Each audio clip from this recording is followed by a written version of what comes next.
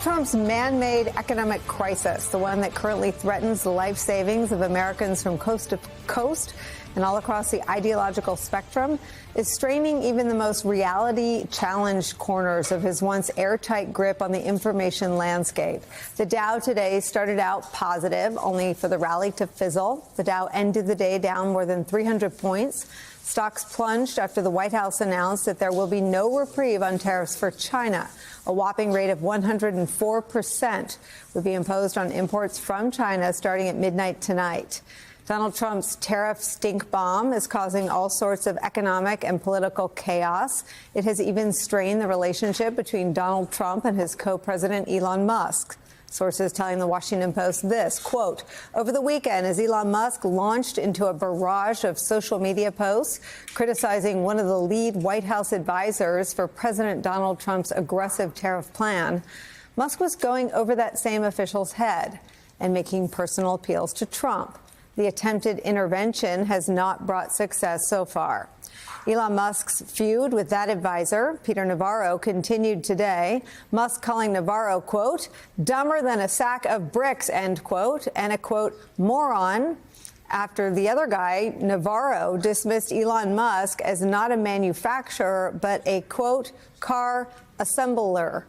Assembler in a CNBC interview with the third Trump guy, Joe Kernan, who, as of right now, sounds pretty skeptical of the tariff plan. Take a listen. They're much bigger. I think they're much bigger than most people thought. And I think from policy institutes on both sides of the aisle, the methodology that was used has been universally derided as being non-serious. I think you'd have to concede that this was not the market reaction you were looking for.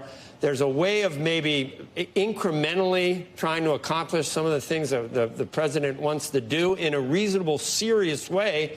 And this just almost across the board has caused what you're seeing in the stock market and a lot of head scratching and head shaking on whether anyone really knows what they're doing in this case, Peter. It's the stupid, right? As the old political axiom goes. Well, that feeling that nobody knows what they're doing in the Trump administration is the predominant view on Wall Street, even among Trump supporters who have a direct line to Trump or top Trump aides. Brand new reporting in the New York Times reveals that an all-hands-on-deck effort to persuade anyone in the Trump administration to back down from the tariffs has failed. From that report, quote, the day after the president announced his most sweeping round of tariffs last week, chief executives from major banks, including Jamie Dimon of J.P. Morgan Chase, had a private meeting with Commerce Secretary Howard Lutnick. It was organized by a lobbying group in Washington. But Lutnick was not persuaded to reverse course. Over the weekend, mega donors to Trump's reelection effort tried a different tack, pleading their case in calls to Susie Wiles, the White House chief of staff, and Treasury Secretary Scott Bessent. Those efforts also came up empty. New York Times reports that much of the conversation now centers around protecting themselves from the worst effects of Trump's trade war, which even some Trump allies now say will lead to a recession. Fox Business host Maria Bartiromo, who went all in on Trump's 2020 election lies, which she said in doing that, along with a few of her other colleagues at Fox, cost that network $787 million. But even she, of $787 million fame, cannot brush off the reality of Trump's tariff disaster. Watch this. It is going to have an effect on Main Street. Some things will become higher priced. We will see some products actually, be raised in price because companies will pass on the cost of tariffs to consumers. I would expect that. That's why you have some people saying that we could see a recession. We'll see a growth slowdown. For her to say that, big deal. Tensions within the Trump coalition bursting out into public view as Donald Trump loses his grip on the narrative that drove him back to the presidency. Is where we start today with some of our favorite reporters and friends. With me at the table, executive editor and New York bureau chief for The Economist, Charlotte Howard's back, plus MSNBC political analyst, host of the Bulwark podcast, Tim Miller's here. Also joining us, former Congressional Budget Office Director and American Action Forum President, Doug Holtz-Eakin is here. Doug, let me start with you. And just some economic basics. I liked what Joe Kernan said there. I think to talk to a Trump advisor and say, think tanks across the ideological spectrum have universally derided the policy, and it is non-serious, is sort of an attempt at public shaming. And I wonder what you think. It's been my conceit for 9 years that they have no shame. Well, they certainly have not changed direction. So I don't know what you can bring to this argument. Is it additional data, the observations of foreign leaders, shaming, or, the economic conditions, higher inflation, perhaps a recession? I don't know what would change their mind. But certainly this is a very dangerous direction. A simple analogy is that we're working like mad to avoid a sunset of the 2017 tax law because it would be a tax increase of $400 billion next year, and that could cause a recession. He did that by himself last week. That's very dangerous, and it's something that ought to be unwound. Well, let me argue it from the other side. As someone who's been covering him for 9 years, I had the same feelings about weakening NATO by siding with Russia over Ukraine, and that didn't persuade them to not destroy NATO. Do people in the business world still think he'll be persuaded not to destroy the economic order? I don't know what the evidence would be that would change his mind. He's got take the tariffs on Canada and Mexico. To what end? What is the benefit that those tariffs are supposed to produce for the United States? He's never enunciated any goal or objective for those. If they're negotiating ploys, what's he trying to negotiate?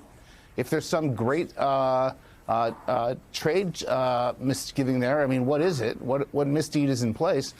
There is no articulation of that. So it's very difficult to have an argument with someone who hasn't laid out why they're doing what they're doing. They're just saying, I love the word tariffs, tariffs are good, and that's where we are. Where do you think we're heading? I think we are headed for a recession. I'm in that camp. I was concerned about the state of the economy prior to the announcement of the 10% universal tariff and the so-called reciprocal tariffs. Those are much too big for the current state of the economy to bear. And, the Federal Reserve probably can't rescue the economy at this point. So they'll do their best. My expectation is the economy will slow noticeably, that the Federal Reserve will cut rates to try to accommodate that and give up the fight on inflation. And we'll find the worst of both worlds. Rising unemployment, inflation reigns at a higher level than we like. And that's something that no American needed to go through. But that's likely where we are. So, Charlotte, what's important about the Trump coalition, the sound that we played in the introduction, Sure. seeing things get scary enough to sort of to say the things that Doug is saying. What is going to happen is what people warned would happen if tariffs on the scale were announced. There was a belief, there's always a belief that one, he can be talked out of doing a thing that hurts millions of Americans. Two, that there's anyone around him who can get to him or break through to him. I mean, his daughter didn't come back this time. That should dispel that rumor and misnomer once and for all. And three, that the bad thing that happened isn't the desired intent. How has the business community, Charlotte, changed what they think about the man over the last 4 days? Well, I think inherent in your question is a gap between the way that anyone, whether a political analyst or a business person, would assess a conventional politician, which is to try to ascribe a strategy to something and try to ascribe norms. Who are the people within the White House who might exert influence over this person? Those are all conventional questions for how we think about evaluating a president and what he might do next. I think what I continue to be struck by in covering Donald Trump is that it's kind of like entering a lion's den and judging the lions on their table manners. Like you're taking an old framework to a situation where it's just completely non-applicable, right?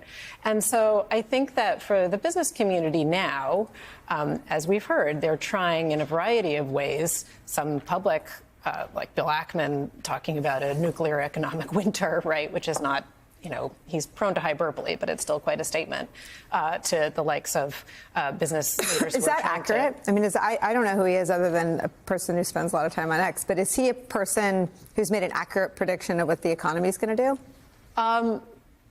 I think that if these tariffs take effect as they're slated to tomorrow, April 9th, and if they last for a certain amount of time, I think it will cause great damage to the global economy, yes. I mean, Bill Ackman is someone who's an activist investor, right? So there's a certain amount of hyperbolic comms that's always part of an activist style. But I think in this case, it really is it's a grave warning, and it's one that is true. But you see business people, rather, trying to exert their influence, again, in all the conventional ways, but it's just not sticking.